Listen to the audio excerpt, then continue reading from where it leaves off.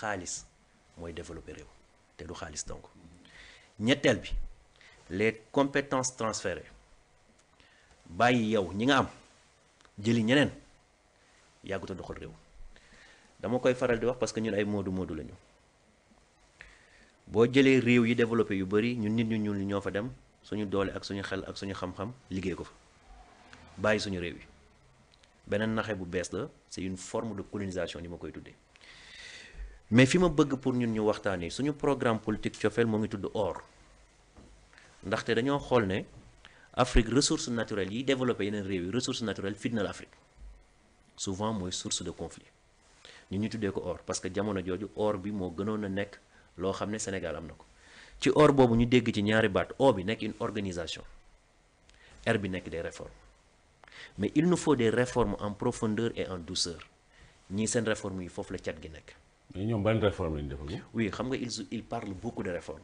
ban lañ defagum. waaw mais dinaa la ci jox benn exemple ils ont voulu déguerpir marchands ambulants yi les secteurs privés les secteurs informels man daf ma ñor parce que sama moroomu jeunes yi ñoo ci nekk et ma bindoon ma ne leen avant de parler de déguerpissement faut parler de reclassement faut parler de perspective parce que ñooñu dañoo yoroon liggéey boo leen dindee foofu noonu lan la ñuy doon.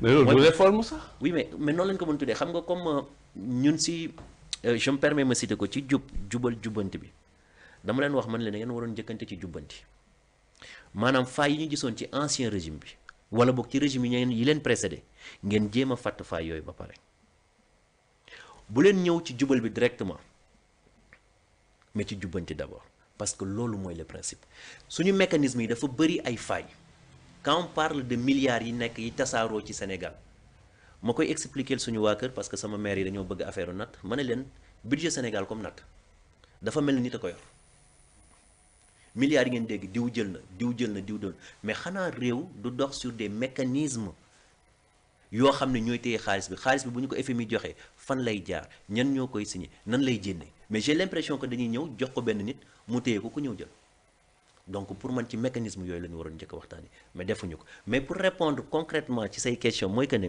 réforme ou pas les résultats tardent. non résultat mënul am su fekkee yow xam nga état yow mës nga liggéey ci état. déedéet pas encore. mais maa ngi ciy lire lu bari quand même. très bien ñun jot nañ liggéey tuuti ci état état ñett moo koy doxal état wu àdduna yépp sans exception la bi njëkk mooy l'homme qu'il faut à la place qu'il faut nga jël ñu mën a liggéey nga liggéeyloo leen nga bañ a jël ay cuune teg leen ci place de ci ay instance de décision ñu jël ay décisions stratégiques yoo xam ne dafay lor askan wi sax fi lekk ay ati at di ñëw ba mooy bi njëkk boo demee Amérique seen administration mais dañuy recruter fii entreprise yu baax yi di recruter fa la ñuy recruter ñoom tamit nga dem France c'est les meilleurs ñoom la ñuy yóbbu seen administration Japon moom waxatu moom Chine moom xalaatoo yow nga fay liggéey ci administration poste stratégique te amuloo jaar-jaar bu wér peñ bon donc l'homme qu'il faut à la place d'ailleurs ñoom Thierno loolu lañu njëkkoon wax ne que dañuy def appel à candidature pour choisir les meilleurs ñu tàcc woon leen mais loolu gis ñu ko bon ñaareel bi mooy li nga wax léegi Chérif mooy ay réforme dans le sens de lu bloqué woon nga débloqué ko ñetteel bi mooy nga investir tey Thierno bu ñu xoolee premier trimestre 2025 bi investissement 2,64 milliards sur tous les Sénégalais 148 francs par Sénégalais sur les 3 mois 46 francs par Sénégalais chaque mois 1,6 francs par Sénégalais par jour 15 donc boo jëlee ñetti yi Thierno boo leen combiné mooy respecté woo principe bu appel à candidature defoo benn réforme investiroo Thierno ñett yi cocktail explosif la de. mais Tounkara mën naa ñëw foofu noonu un peu dañoo am problème mu investir xam nga lan moo tax parce que dañoo ne réew mi 4e sous-sol la nekk xam nga lépp maanaam vision dafa am solo et les mots que vous utilisez en tant que état liggéey ñu mosuñoo liggéey ci état bon liggéey nañ ci administration publique mais état proprement dit demeewul noonu mais man tey ci ñetti garantie nga jox ñun cofeel am nañ ci beneen xalaat xam nga suñu problème bu njëkk bi mooy que ne fii nii ku yegg si pouvoir rôle bi muy njëkk a liggéey en général mooy saltel ki ko jóge la au lieu de profiter de son réseau au lieu de voir fan la doon jëlee nan la fa doon jëlee pour pouvoir améliorer noonu et moom mu dem wuti beneen réseau garder l'acquis ba pare dem wuti leneen. oui mais loolu mooy problème yi. oui maa ngi loolu xam nga problème la. waaw mais xaaral mais du c'est pas un problème nouveau hein.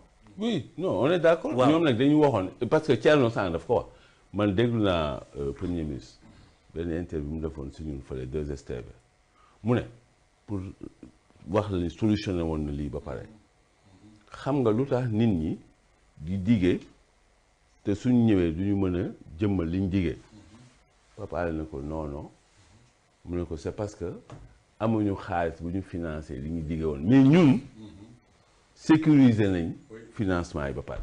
Thierno loolu yaa nga non xam nga man bokk naa ci ñu bind ne à tous les leaders de l'opposition qui basent leur programme sur nos ressources naturelles sans pour autant être présents sur les signatures de contrats, arrêtez de polémiquer loolu man maa ko bindoon. oui oui d'accord. non maa ngi les contrats sur les ressources sont rendus publics. non je parlais oui. non je parlais pas de la nature li ñu publier ou pas mais ci intérêt yi nga xam ne fañ ko doon waxtaanee ñoo ngi nekkuñu fa woon c'est-à-dire que man dama gisoon ay programmes yu bëri yoo xam ne loolu wax nit ñi ay milliards yu bëri ci ressources naturelles. non non mais attention du loolu nag du loolu. Chérif ñoom moom dafa ni. oui ñoom sécuriser nañ financement yi ba pare moo tax bu ñu ñëwee tey. déglu naa loolu mais après dans le fond du discours toujours dañuy delluwaat ci ressources naturelles am nañu nangam dinañ def nangam suñu xaalis bi dañ ko sàcc nangam c'est-à-dire que c'était ça le fond. oui mais liste fiscale d'abord la nga wax rek la wax doy na. waaw liste fiscale rek fiscalité levier fiscalité rek. non loolu moom. ak pétrole bi non il dit que à Saint-Louis mu ne. oui su ma toogee dinañu renégocier contrat yi ñu multiplier budget Sénégal par 5. xam nga loolu c'est du kii quoi depuis temps la ko wax loolu amul léegi dañuy xaar. mon cher Thierno. voilà comme état la wax. waay. bëgguma ñu personnaliser état bi def ko tur ak sant. oui. je me focalise pas sur les dires d'un chef de parti je me focalise sur une vision sur un programme et sur la faisabilité. oui mais justement loolu bu fekkee ma yeggal li may wax mooy que ne. si nous avons élu des populistes à la tête de l'État. oui. peut-être discours populiste yooyu moo ñuy dundal nañu toog ñu déglu leen kon mais par contre. bu fekkee dañoo bëgg une réalité. ñu xam ne àdduna nii lay doxee. réew nii lay doxee ku ko xamul xam ni kër di doxee. waaw mais pourtant loolu laa la leeral léegi. oui non je suis d'accord dinaa fa ñëw mais xam nga ba léegi dama lay jéem a expliquer ma ne la ci réew yi nga ma expliquer noonu ñun Sénégal Afrique bu ma doon conseiller un président africain wala une vision africaine wala une vision d'un pays sous-développé du ma ko conseiller ñett yooyu. xam nga lan laa koy njëkk a wax le problème c'est pas l'homme qu'il faut à la place qu'il faut c'est pas ça encore ñun xam nga lan mooy suñu problème dara dafa leeragul lu bëri dafa leeragul. Il nous faut des institutions fortes avant de parler d'hommes forts. C'est que man dama bëgg ñu reprendre. waxuñu homme fort. oui non maa ngi ñëw. man dama ni ki war a ki nga xam ne moo mën liggéey bi. ñu liggéeyloo ko. loolu boo ko deful. non d'accord naa ci li nga wax mais nañu jël ko man dawal ñu jox la oto bu pan. C'est que li may wax aussi boo ma dégloo dinañ ci d'accord. mais fii on a de bonnes institutions. non écoutez je dis pas qu'on n'a pas de bonnes institutions. mais ñun dañu am oto bu baax. dañu am oto bu baax. oui ñii ñëw nañu. seen chauffeur moo baaxul. léegi ñun am nañ chauffeur yu baax. waaw. ok léegi mënuloo yow dem fekk say institution baaxul. say nit baaxuñu. ñaar yooyu ñoo ànd de ceux qui disent waaye il faut des institutions des hommes ils se perdent il faut ñaar yëpp il faut nga am ñaari tànk yu baax pour nga mën a dox. ñun cofeel lii la ñu wax. moom partem bi la. non parce que dañoo xalaat ci ay vision rek. ñu koy partager. xam nga waa Pastef. lii lañ doon def li ngay def nii.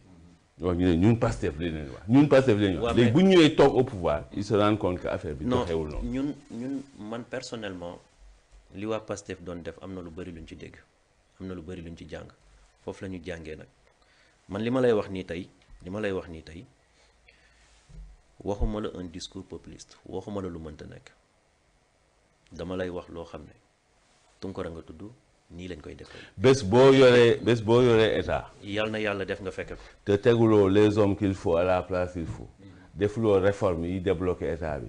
investiroo doo dem fenn. mais si dinañ ko def Pastef. suñu programme noonu la tudd suñu programme s'appelle OR organisation et réforme. Très bien.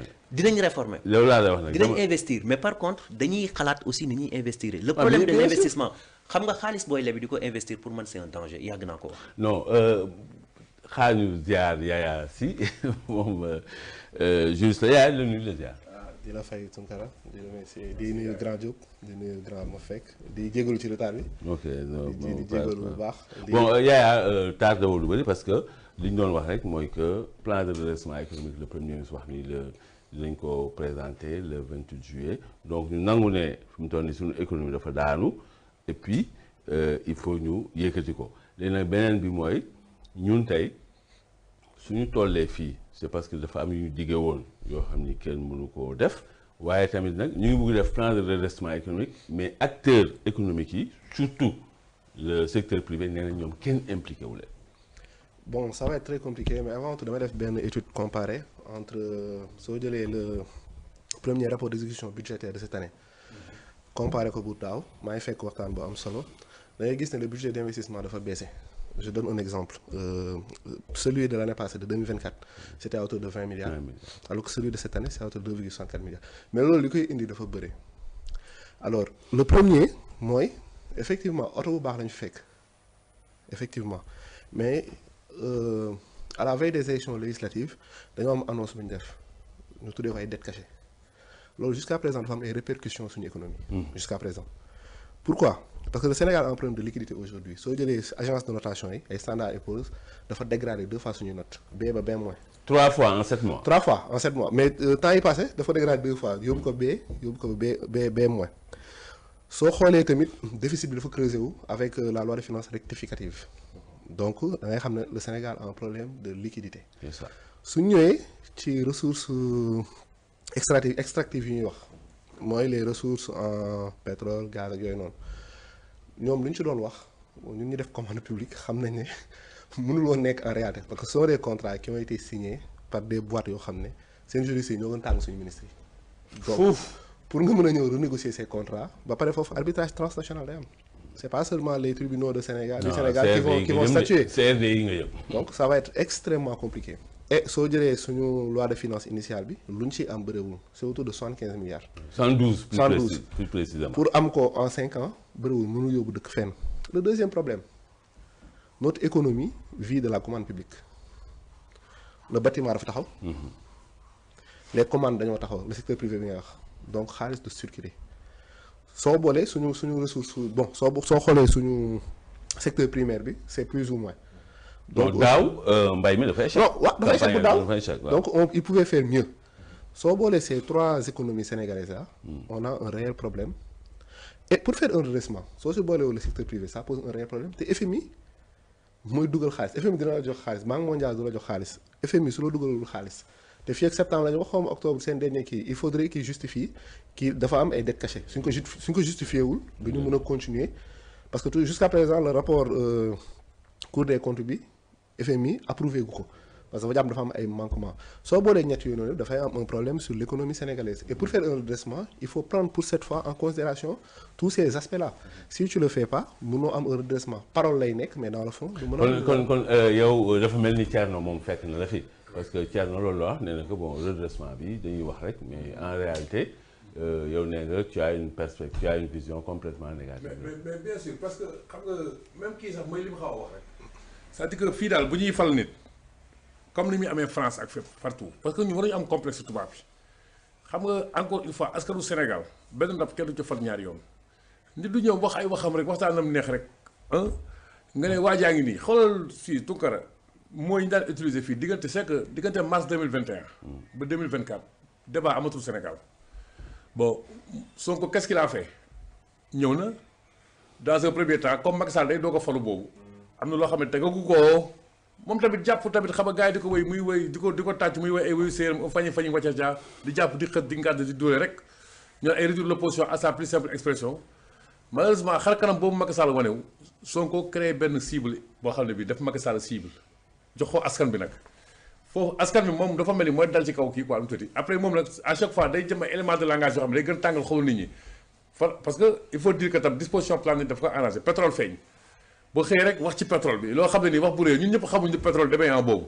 ñun ñëpp xamuñ ko nekk lu bëri ñu doon wax yëpp nekk du dëgg mais di gën a victimiser rek quoi jaaree ko ci pétrole bi xam nga loolu mooy première phase bi mu jaaree fa am plus fort reste tey mooy wax nit ñi résidu mais plus fort reste tam amoon na ba plus fort résidu amee donc après jógee ci loolu ñëw élection yi comme ni ma ko waxee Macky Sall moo favoriser environnement boo xam ne moo permettre éclosion Sonko parce que dafay mel ni diggante yonte yàlla Moussa ak Firawna boo toogee ne doo fi am wujju force yàlla dina la sàqal wujju Sonko bi moo ci desoon ak Idrissa Seck ñenn ñi gis ne Idrissa Seck c'est le système et puis moom c'est va et vient revirement et retournement spectaculaire nit ñi teg ko fee ñu bëri jox Sonko bi 15%. après malheureusement Macky Sall nag fi muy ubbee bët yi di parachever discussion yooyu pour pacification espace beeg yooyu noonu malheureusement coronavirus bi ñëw mayetu ko sens moo nekk un choc exogène boo xam ne dafa nërmel suñu économie vraiment mayetu ko sens ci ne gars yi profito léegi nag à partir de boobu nag débat amatul Tunkara xoolal législative 2022 bi ñu ñëwee ñaari proposition lañ teg table kii parce que il n'avait rien d'opposable de solide au plan Sénégal émergent mooy affaire góor jigéen ak affaire troisième mandat rek la ñu amoon à juste raison troisième mandat j'étais dans ce combat tam mosuma ci d'accord mais affaire góor jigéen lañ teg te loolu sax tey xool tey fi ñu tollu Sénégal ñoom bi ñu ñëwee dañ koy c'est toléré c'est pour vous dire que ñi amuñu woon dara Tunkara dafa amutoon un débat structuré parce que ça devait être c'est imputable aussi à Macky Sall parce que juste après la présidentielle de 2019 moom tam mën na fexe ba am benn candidat au moins koo xam ne mën nañu ko jàppee candidat ci kaam mais nee na bu ko defoon xëy na parti bi day tas du liggéey ba loolu agenda parti la mais en tout cas bu amoon lisibilité ñoom il avait un bilan boo xam ne mën nañu ko défendre ñu taxaw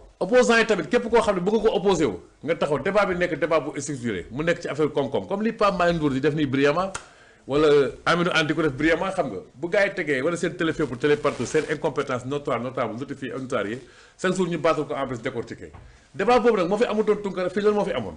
mais fu mu toll nii ay affaire chroniqueur. ngay gis benn waay am na waay joo xam ne yenn saa yi mu jël ay équerre ak ay règle am nee na expert en pétrole la di natt géej gi xam nga koo xam ne dañ ko doon topp ci affaire rey nit benn magistrat yàlla na yàlla yërëm magistrat boobu. mais c'était ça le débat politique au Sénégal taxaw daan ay expert en pétrole gars yi di tàcc rek di ko jox ay vues ku nekk di défendre la jàpp li ñuy wax xool amul dara loo xam ne lu concret la malheureusement ñu gëmm dugg ci léegi nga xam ne nii mais kenn xamul lan la mais dañuy jommi léegi nag man seulement ñoom.